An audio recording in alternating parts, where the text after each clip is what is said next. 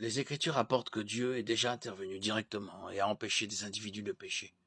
Dans Genèse 20, Dieu empêche Abimelech de toucher Sarah, la femme d'Abraham, et le lui confirme dans un rêve en disant « Je sais moi aussi que tu as agi avec un cœur intègre, si bien que je t'ai moi-même empêché de pécher contre moi.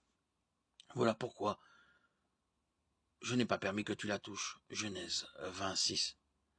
Un autre exemple de la retenue exercée par Dieu sur les cœurs méchants des hommes est celui de la protection accordée au pays d'Israël contre l'invasion des nations païennes à sa frontière.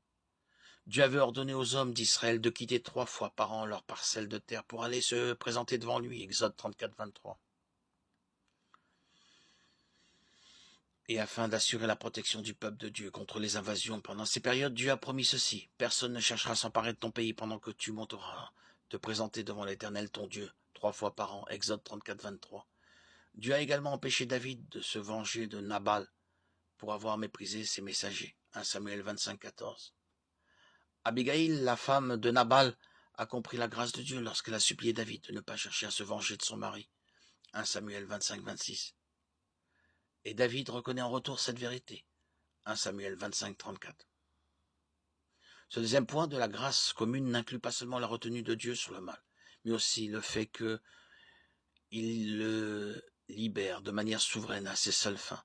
Lorsque Dieu endurcit le cœur d'un individu, Exode 4, 21, Josué 11, 20, Isaïe 63, 17, il le fait en relâchant son emprise sur son cœur, le livrant ainsi au péché qui s'y trouve.